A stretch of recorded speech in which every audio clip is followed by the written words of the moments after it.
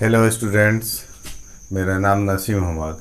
आज इस क्लास में हम बताएंगे इलेक्ट्रॉन, प्रोटॉन और न्यूट्रॉन एटम के अंदर जो होता है वो कैसे निकालते हैं।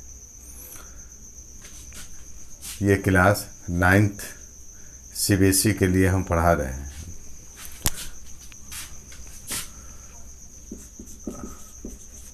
How to calculate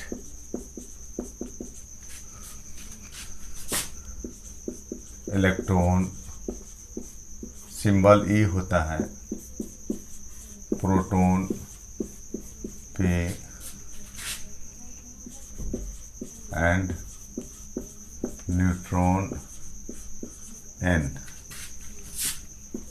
in an atom of an element।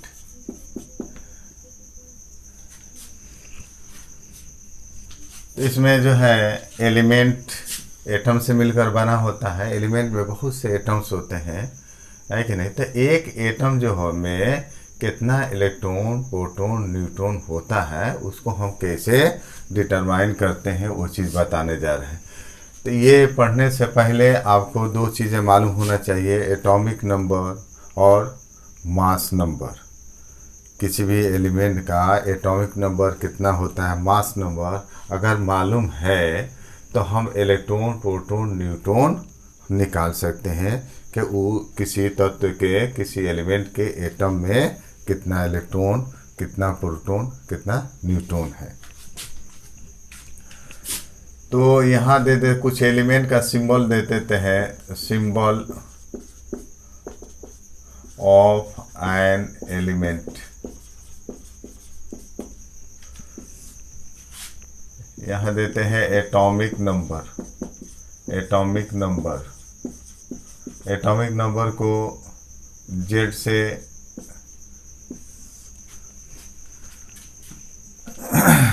Atomic number के लिए जेड लिखा जाता है। यह है मास नंबर को, मास नंबर को ए से सूचित करते हैं, ए से सूचित करते हैं।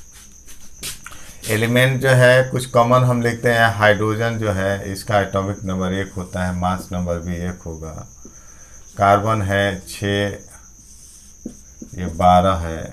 नाइट्रोजन का एटॉमिक नंबर है 7, मास नंबर है 14।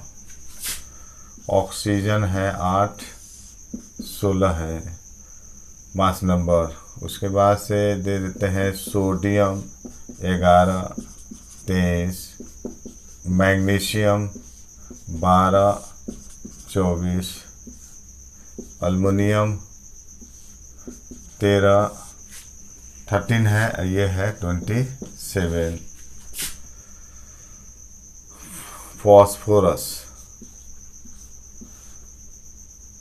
15, ये 31 है मास नंबर।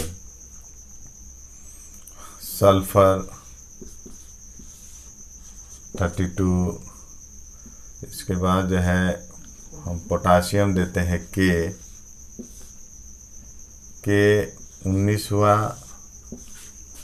ये 39 है। एक दे देते हैं Ca कैल्शियम, इसका एटॉमिक नंबर जो है ये 20, ये जो है आपका 40।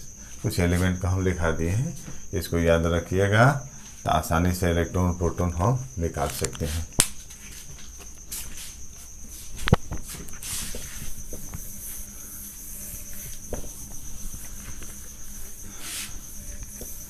थोड़ा सा स्ट्रक्चर हम बनाते हैं एटम का। Structure of an atom,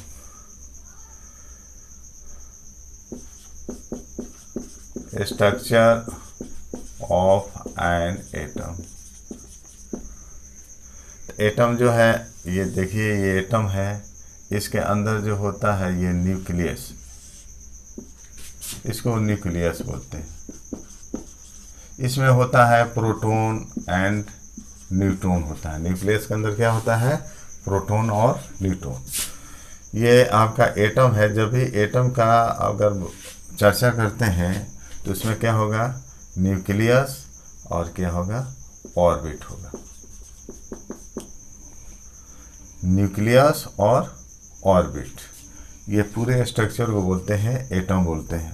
her element का जो भी एलिमेंट है, हर एलिमेंट एटम से मिलकर बना होता है, तो उसके एक एटम का स्ट्रक्चर बनाते हैं तो ऐसे होता है न्यूक्लियस ऑर्बिट। ऑर्बिट में इलेक्ट्रॉन होता है, इसमें जो है इलेक्ट्रॉन जो है मूव करता है, चक्कर करता है ऑर्बिट में। यहाँ पर क्या होता है, इलेक्ट्रॉन।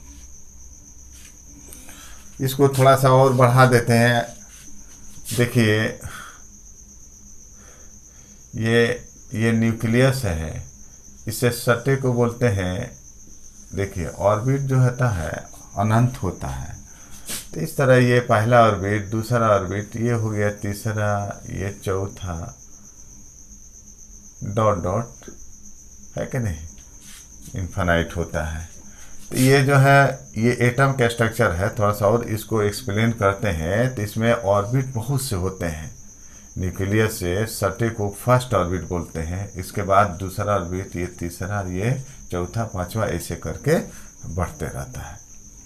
ये आपका ऑर्बिट्स, बहुत से ऑर्बिट्स होता है एटम में। ऐसे ऑर्बिट्स में क्या होता है, इलेक्ट्रॉन होता है। न्यूक्लियस में होगा प्रोटॉन और न्यूट्रॉन, और न्यूक्लियस से सटे को पहला ऑर्बिट, उसके बाद दूसरा, तीसरा, चौथा, इस सब ऑर्बिट में क्या होता है, इलेक्ट्रॉन्स होता है।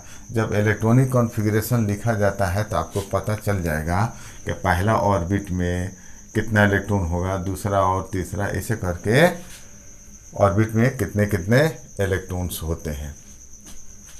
इसमें एक टर्म आता है मास नंबर। तो मास नंबर होता है, एक चीज बता देते हैं, मास नंबर ये होता है sum of number of protons and neutrons. Proton और न्यूट्रॉन की संख्या को जोड़ देते हैं तो क्या निकल जाता है, मास नंबर। मास नंबर को ए से डिनोट करते हैं, तो ए बराबर होगा P प्लस N। ये एक फार्मूला का रूप हो गया, P प्लस N। अगर इसमें जो है, अगर आपको मास नंबर दिया है, प्रोटॉन दिया है, तो हम क्या कर सकते हैं, दोनों वैल्यू रखकर न्यूट्रॉन निकाल सकते हैं। इसमें कोई भी जो है दो वैल्यू दिया है तो तीसरा वैल्यू हम निकाल सकते हैं कि उसका मास नंबर क्या होगा, या उसमें प्रोटॉन या न्यूट्रॉन हम निकाल सकते हैं। हमको इसमें बताना है कि ये जो एटम होता है, एटम के अंदर जो है न्यूक्लियस में प्रोटॉन और न्यूट्रॉन, लेकिन जो है कितना इलेक्ट्रॉन, कितना प्रोटॉन, कितना न्यूट्रॉन होता है इस एटम में, उसको हम बताने जा रहे हैं।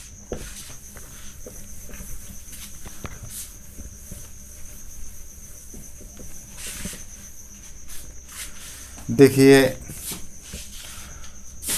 इसमें हम रूल देते हैं, यहाँ लिखते हैं फॉर न्यूट्रल एटम।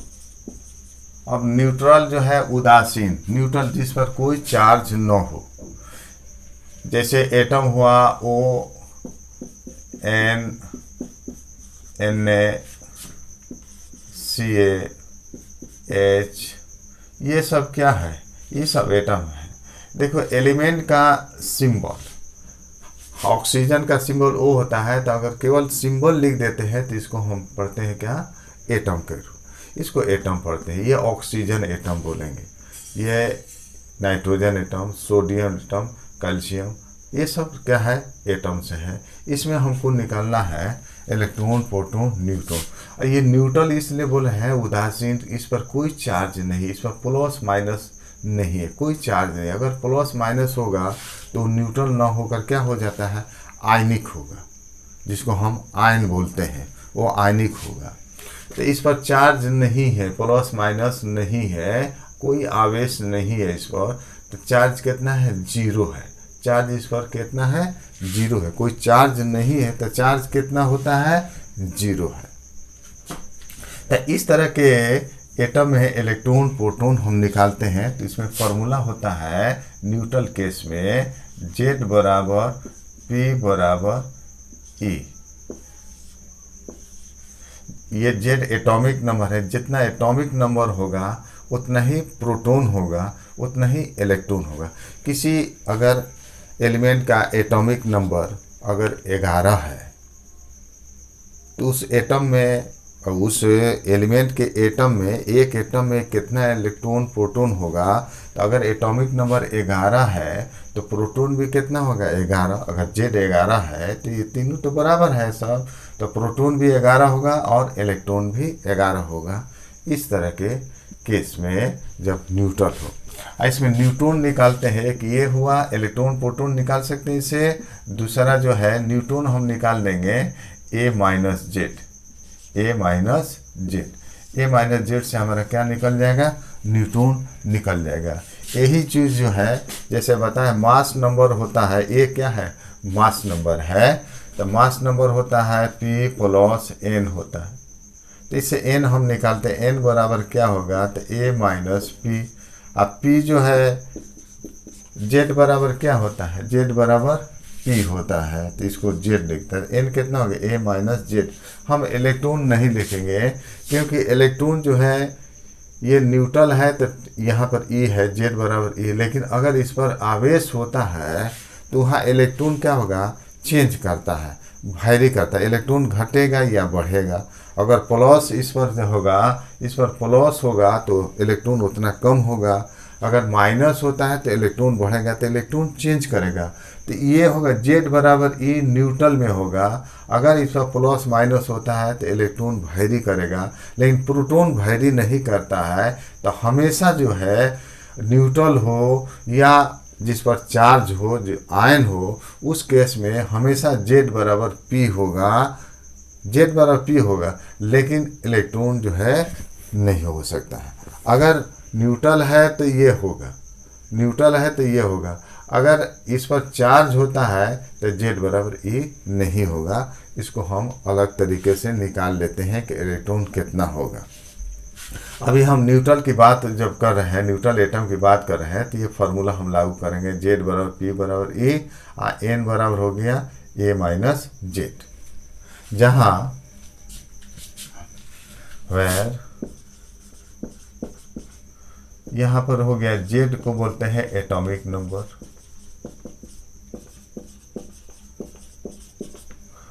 ए हुआ आपका मास नंबर, पी है नंबर ऑफ प्रोटॉन्स, ई है नंबर ऑफ इलेक्ट्रॉन्स,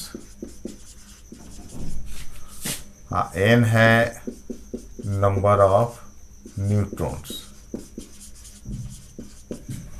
अगर किसी भी एलिमेंट का हम संकेत लिखते हैं, सिंबल लिखते हैं, जैसे एक याद रखना, सिंबल ऑफ एन एलिमेंट या atom, symbol of an atom of an element, atom.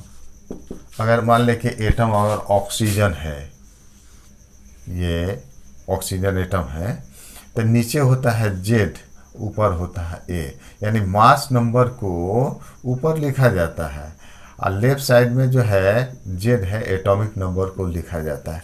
तो हम एलिमेंट को जनरल हम मान लेते हैं, जनरल मान लेते हैं एक्स, एक्स की जगह पर हो सकता है ऑक्सीजन एटम भी हो सकता है, ओ हो सकता है, एन हो सकता है, एन हो सकता है, हम एक्स मान लेते हैं। तो नीचे होता है जेड, ऊपर होता है ए, ये सिंबल होता है दिखाने के लिए। कोई भी अगर हम एटम हम यहाँ पर लेते हैं, ऑक्सीजन लेते हैं, तो यहाँ हमको दिखाना पड़ेगा एटॉमिक नंबर 8 और मास नंबर यहाँ 16। तो ऊपर जो होगा वो मास नंबर होगा, नीचे होगा एटॉमिक नंबर होता है। अब ये फार्मूला को लागू करते हुए इस सिंबल में रहेगा, और इस फार्मूला को लागू करते हुए हम इलेक्ट्रॉन प्रोटॉन निकालते हैं।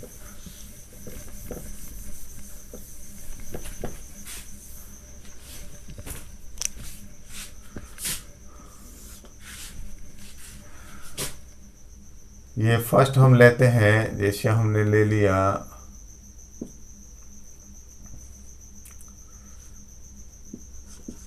एल ले लेते हैं, यहाँ 30 लिखते हैं, यहाँ जो है 27। अब इस सिंबल से आपको पता चल गया, इससे पता चल गया कि इस Al एल्युमिनियम है, एटम है, इस पर कोई चार्ज नहीं है, प्लस माइनस नहीं है, माने ये न्यूट्रल है। तो न्यूट्रल है तो ये फार्मूला हम लागू करेंगे इलेक्ट्रॉन प्रोटॉन निकालने के लिए। तो इसमें हम पहले लिखते हैं कि ए और जेड कितना है। तो यहाँ ए है कितना है, ऊपर वाला होता है 27 और जेड हुआ है कितना 13 है। अब हम फार्मूला लागू करेंगे, ये न्यूट्रल है तो होता है जेड बराबर पी बराबर ई। अब जेड कितना है, जेड है 13 है, तो 13 हम लिख सकते हैं, जेड के बराबर 13 लिख सकते हैं। जितना जेड होगा उतना ही प्रोटॉन होगा, उतना ही इलेक्ट्रॉन होगा। तो हम बोल सकते हैं नंबर ऑफ प्रोटॉन्स कितना होगा 13। तो इसमें हो गया नंबर ऑफ प्रोटॉन्स हो गया 13 हुआ, और नंबर ऑफ इलेक्ट्रॉन्स हुआ ये 13 हो गया इस यहाँ से। अब ये फार्मूला लागू करते हैं न्यूट्रॉन निकालने के लिए। तो n हो गया a minus Z, a minus Z. तो a है यहाँ 27 है। मास नंबर अगर दिया रहेगा, मास नंबर दिया रहेगा तभी हम निकाल सकते हैं, न्यूट्रॉन निकाल सकते हैं। और जेड है 13 है, तो ये हो गया 14 जो आपका न्यूट्रॉन हो गया। क्योंकि मास नंबर जो है, एटॉमिक नंबर फिक्स होता है लेकिन मास नंबर वेरी करता है। इसका मास नंबर 26 और 27 दो होता है। तो अगर 26 होगा तो यहाँ 26 रखेंगे, 27 होगा तो यहाँ 27 रखेंगे। तो मास न्यूट्रॉन क्या हो जाएगा, वेरी कर जाएगा, वो मास नंबर पर डिपेंड करता है। तो मास नंबर जो है चूँकि वेरी करता है, जिसको हम आइसोटोप्स बोलते हैं, आगे हम बताएंगे। तो उस केस में जो है अगर ये अगर वेरी करेगा तो ये भी क्या कर जाएगा, ये वेरी करेगा, लेकिन एटॉमिक नंबर फिक्स होता है। सेकेंड हम लेते हैं, जैसे हम ऑक्सीजन लेते हैं 8 और 16। तो यहाँ पर हो गया, देखिए जेड हो गया 8 और एक ऊपर वाले को बोलते हैं ए हो गया 16 हो गया।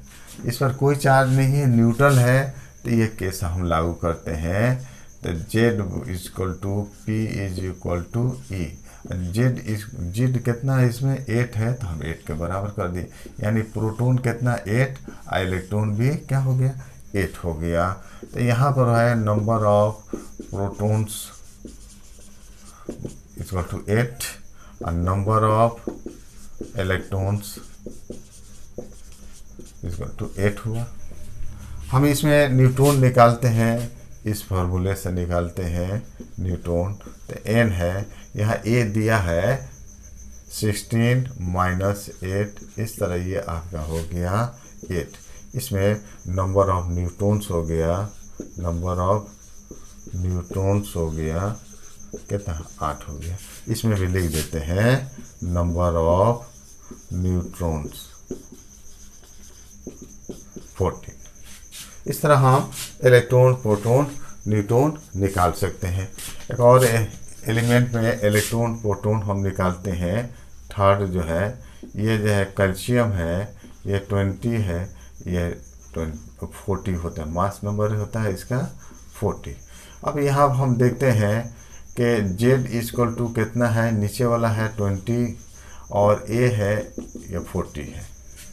ए और जेड मालूम हो गया तो हम इलेक्ट्रॉन प्रोटॉन न्यूट्रॉन निकालेंगे इस फार्मूले से। इस पर कोई चार्ज नहीं है, न्यूट्रल है, तो उस केस में हम लागू करते हैं Z equal to P equal to E equal to Z कितना है, यहाँ पर 20 है तो 20 रख देंगे। तो प्रोटॉन 20 इलेक्ट्रॉन 20 हो गया।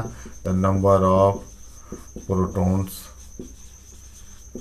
20, नंबर ऑफ इलेक्ट्रॉन्स 20। और यहाँ पर जो है आपका न्यूट्रॉन हम निकाल लेंगे, यहाँ से न्यूट्रॉन होता है a माइनस जेड।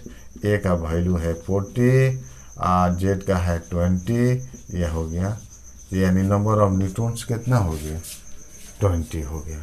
इस तरह हम किसी भी एलिमेंट के एक एटम में कितना इलेक्ट्रॉन प्रोटॉन और न्यूट्रॉन होगा हम निकाल लेते हैं। अब रही बात कि ये सिंबल अगर सिर्फ ऐसे दिया रहे, अगर यहाँ पर दिया रहा है, अगर आपको एटॉमिक नंबर मास नंबर अगर नहीं दिया है तो न्यूट्रॉन नहीं निकाल सकते हैं।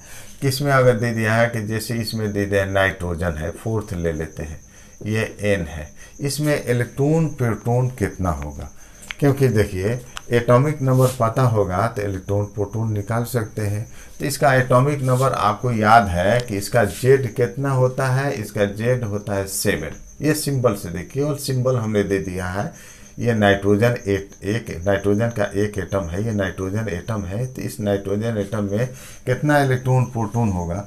तो ये अगर आपको याद है कि इसका एटॉमिक नंबर कितना होता है 7, तो हम लागू कर सकते हैं, फॉर्मूला लागू कर सकते हैं, Z equal to P equal to E equal to 7, Z 7 हो गया, यानी प्रोटॉन की संख्या 7, इलेक्ट्रॉन की संख्या 7 हुआ। इस तरह हम कर सकते हैं। अगर मान लें कि देखिए अगर दूसरा एलिमेंट अगर ले लेते हैं, जैसे हमने ले लिया सोडियम, तो ये आपका एटॉमिक नंबर अगर 11 है तो इसमें कितना होगा, 11 जो है 11 एटॉमिक नंबर ये फिक्स होता है, याद रखा जाता है, याद रखते हैं इसका एटॉमिक नंबर। तो आप इलेक्ट्रॉन प्रोटॉन देखकर आप बता दीजिएगा कि इसमें इलेक्ट्रॉन प्रोटॉन कितना है। आपको याद है कि सोडियम का एटॉमिक नंबर 11 होता है, तो हम फार्मूला लागू कर सकते हैं, Z equal to P equal to E equal to कितना हो गया 11, यानी प्रोटॉन और इलेक्ट्रॉन दोनों कितना हो गया 11 हुआ। तो आपको देखकर हम है ना एलिमेंट को देखकर, इस एटम एलिमेंट को देखकर आप पता लगा सकते हैं कि उसमें इलेक्ट्रॉन प्रोटॉन कितना है। यही चीज आपका एटम में आप चाहिए देखिए मॉलिक्यूल में भी जो है ना, मॉलिक्यूल में भी इलेक्ट्रॉन प्रोटॉन हम निकाल सकते हैं मॉलिक्यूल में। तो यही जगह अब हमको देखना पड़ेगा कि वो मॉलिक्यूल जो है न्यूट्रल होता है, उस पर कोई चार्ज नहीं होता है। तो यही फार्मूला लागू करके हम इलेक्ट्रॉन प्रोटॉन निकाल सकते हैं। यहाँ पर देखिए calculation of electron and protons, electron protons हम निकालते हैं। मॉलिक्यूल ये समझते हैं कि एक से अधिक एटम, दो या दो से अधिक एटम्स के समूह को है ना, टू और क्या कहता है कि एक से अधिक एटम्स को अगर जुटा रहता है, कंबाइन किया रहता है, बॉन्ड के जरिए जुटा रहता है, तो उसको बोलते हैं मॉलिक्यूल। जैसे यहाँ पर O2 दे देते हैं तो ये मॉलिक्यूल है, इसमें 2 एटम है। CO2 में जो है ये भी मॉलिक्यूल है, इसमें 3 एटम्स है, एक कार्बन का है और 2 ऑक्सीजन का, 3 एटम से मिलकर बना है। तो एक से अधिक एटम्स अगर जुड़ा रहता है, कंबाइन किया रहता है, बॉन्ड के जरिए जुटा रहता है, तो उसको बोलते हैं मॉलिक्यूल बोलते हैं। मॉलिक्यूल की ये पहचान है। मॉलिक्यूल कंसिस्ट्स ऑफ 2 और मोर एटम्स, 2 या 2 से अधिक एटम से मिलकर बना होता है। हम लिख देते हैं मॉलिक्यूल, मॉलिक्यूल कंसिस्ट्स ऑफ 2 और मोर एटम्स। अब यहाँ जो है हम मॉलिक्यूल दे रहे हैं कि यहाँ जो है जैसे CO2 है, इसमें 3 एटम्स है, CH4 है, इसमें 5 एटम से, एक कार्बन है 4 हाइड्रोजन, 5 एटम से मिलकर बना यह मॉलिक्यूल है। CH4, CO2, CH4, NH3, H2O, ये सब मॉलिक्यूल है। इसमें 3 एटम्स है, एक ऑक्सीजन का है, 2 हाइड्रोजन का है। यहाँ हम दे देते हैं जैसे O2, ये भी मॉलिक्यूल है, 2 एटम से मिलकर बना है, H2, N2, ये दे CaCO3। हम आगे आपको बताएंगे कि इसका नामकरण हम कैसे करते हैं या इसका फार्मूला हम कैसे, हम फार्मूला लिखे हैं, लेकिन हम जो इसका नाम है कैल्शियम कार्बोनेट। तो कैल्शियम कार्बोनेट का क्या फार्मूला होता है ये भी हम आपको आगे बताएंगे। जैसे बताएंगे सोडियम सल्फाइड का क्या फार्मूला होगा, सोडियम फास्फेट का क्या फार्मूला होगा। तो अगर सोडियम फास्फेट आप फार्मूला तुरंत जो है आप लिख लीजिएगा, या मान लें कि फार्मूला दिया है तो उसका क्या नाम होगा जैसे इसे ये फार्मूला रूप में लिखा गया है, तो इसको बोलते हैं कैल्शियम कार्बोनेट। आप फार्मूला देकर बोल सकते हैं कि ये जो है कैल्शियम कार्बोनेट है। अगर कैल्शियम कार्बोनेट अगर लैंग्वेज में लिखा रहेगा तो उसका आप फार्मूला लिख सकते हैं, CaCO3 होता है, ये सब आपको बताएंगे। तो इसमें भी कितना एटम्स है, एक कैल्शियम एटम है, एक कार्बन एटम है, 3 ऑक्सीजन एटम्स है। इसमें 2 एटम्स है, इसमें 2 है, इसमें 2 है, इसमें कितना है, 3 एटम्स हो गया, एक ऑक्सीजन 2 हाइड्रोजन। इसमें 4 एटम्स है, 1 नाइट्रोजन 3 हाइड्रोजन। इसमें 5 एटम्स है, एक कार्बन एटम है, 4 हाइड्रोजन एटम है। इसमें 3 एटम्स हैं, एक कार्बन है, 2 ऑक्सीजन है। यहाँ देखिए, इस सब देखिए, इस पर कोई चार्ज नहीं है, इस सब क्या है, न्यूट्रल है।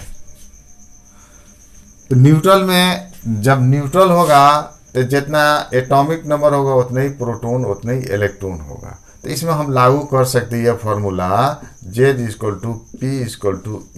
हम Z को अगर हम लिख देते हैं तो जितना Z आएगा उतना ही प्रोटॉन होगा, उतना ही इलेक्ट्रॉन होगा। हम इसमें Z हम निकालते हैं, लिखते हैं कि इसका Z कितना होगा टोटल। देखिए यहाँ पर जो है, यहाँ पर 2 गो एलिमेंट है, एक कार्बन एलिमेंट है और दूसरा ऑक्सीजन एलिमेंट है।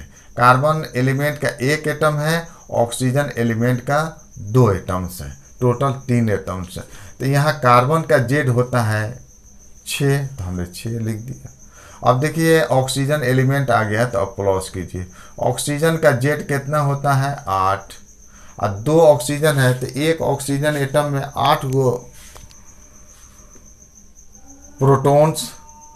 तो इसमें 2 ऑक्सीजन में कितना होगा, 16 हो जाएगा। तो इसमें 2 से हम मल्टीप्लाई कर देते हैं, तो 16 और 6 कितना हो गया, 22 क्या हो गया प्रोटॉन, और इतना ही क्या होगा 22 इलेक्ट्रॉन भी होगा।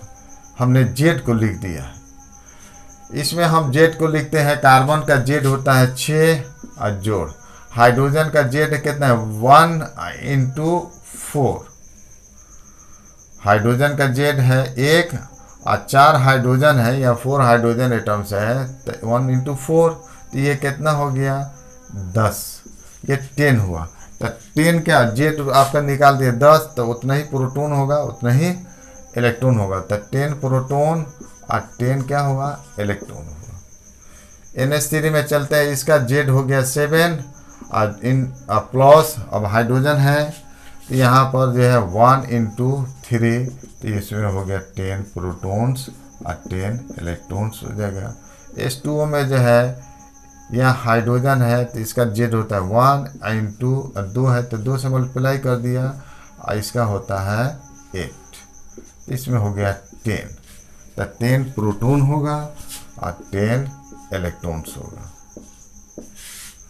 O2 में चलते हैं, इसका Z होता है 8 और 2 है, तो 2 से मल्टीप्लाई कर देंगे, तो ये आपका हो गया 16, और तो उतना ही प्रोटॉन उतना ही क्या होगा इलेक्ट्रॉन होगा।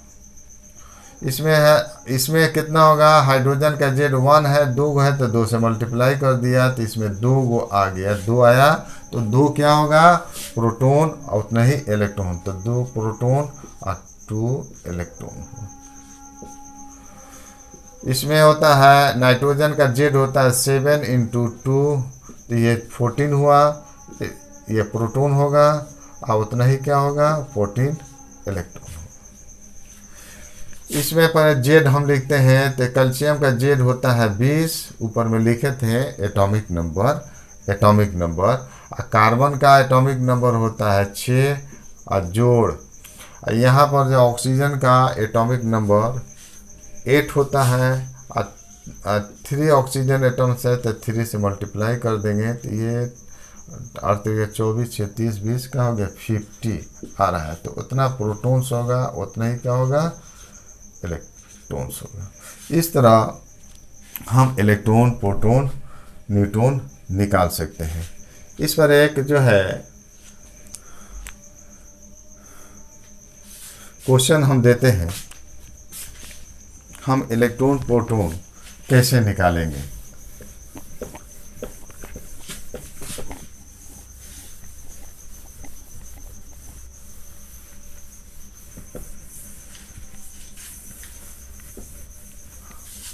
कहता है the mass number of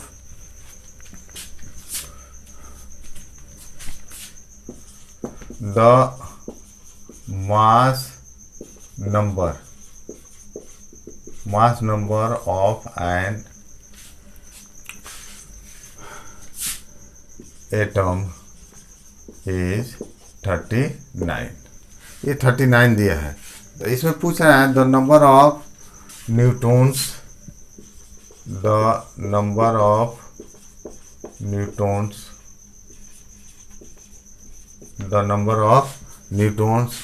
in its nucleus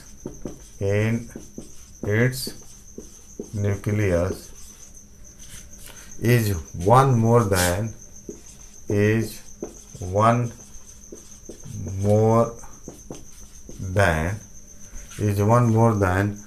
the number of protons,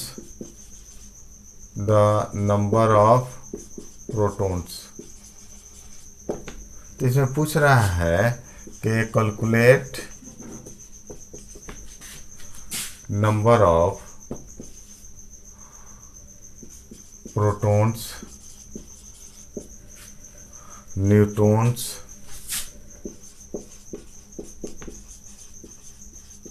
and electrons, ये पूछ रहा है। देखिए मास नंबर इसका दिया है, तो जो फॉर्मूला है उसको हम लागू करते हैं।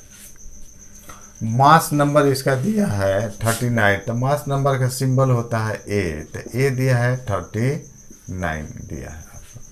The number of neutrons in its nucleus में प्रोटॉन न्यूट्रॉन होता है, तो इसमें कहता है कि न्यूट्रॉन्स की न्यूक्लियस में जो न्यूट्रॉन की संख्या कितना होगा, is one more than the number of proton, जितना प्रोटॉन है उससे एक ज़्यादा है। तो मान लेते हैं लेट तो अगर प्रोटॉन अगर कितना है, जितना है उससे एक ज़्यादा क्या है, न्यूट्रॉन्स है, तो लेट नंबर ऑफ प्रोटॉन्स हम मान लेते हैं कितना, मान लेते हैं x, तो इसलिए नंबर ऑफ न्यूट्रॉन्स कितना हुआ, एक ज़्यादा है, यानी x + 1 है। नंबर ऑफ प्रोटॉन्स ये हो गया आपका p हो गया, ये क्या हो गया, n हो गया। तो हम निकाल सकते हैं, देखिए चूँकि जानते हैं, चूँकि मास नंबर होता है sum of number of protons and neutrons, ये आप जानते हैं। तो मास नंबर यहाँ दिया है 39, और प्रोटॉन है x है, और न्यूट्रॉन है x + 1 है, तो इससे हम कैलकुलेट कर सकते हैं। तो 2x + 1 ये 39 हुआ। अब जो है इसको 2x + 1 39, तो यहाँ पर 2x, इसलिए 2x हम निकाल देते हैं। 2x कितना होगा, ये 1 इधर जाएगा तो माइनस होगा 1, तो ये हो गया 38। तो x हम निकाल सकते हैं, x = कितना होगा, तो x बराबर हम निकाल सकते हैं, इसलिए x बराबर कितना होगा, तो ये 2 से डिवाइड कर देंगे, 38/2 ये हो गया 19। तो इसमें x है नंबर ऑफ प्रोटॉन्स, तो इसमें हम आपका आ गया नंबर ऑफ प्रोटॉन्स, क्या माने हैं, नंबर ऑफ प्रोटॉन्स कितना है, नंबर ऑफ प्रोटॉन्स = आपको दिया है x, तो x आ गया 19, यानी प्रोटॉन्स की संख्या कितना हुआ, 19। अब उसके बाद से नंबर ऑफ न्यूट्रॉन्स हम निकाल सकते हैं। नंबर ऑफ न्यूट्रॉन्स ये दिया है x, माने x + 1, तो ये हो गया 19 + 1 यानी 20। सवाई के कहता है कि जो न्यूट्रॉन की संख्या क्या होगा, प्रोटॉन से एक अधिक होगा, तो अगर प्रोटॉन 19 है तो ये 20 आ गया। इलेक्ट्रॉन्स हम निकाल सकते हैं, नंबर ऑफ इलेक्ट्रॉन्स, तो आप जानते हैं ये फार्मूला लागू कर दे, Z = P = जितना प्रोटॉन होगा उतना ही इलेक्ट्रॉन होगा, तो इसमें भी कितना होगा, प्रोटॉन कितना है 19, तो इलेक्ट्रॉन कितना होगा 19। ये आपका जो है आंसर हो। ऐसे कर सकते हैं। विद्यार्थियों मेरे चैनल को सब्सक्राइब कीजिए, अगर कोई सुझाव देना है तो कमेंट कीजिए। धन्यवाद।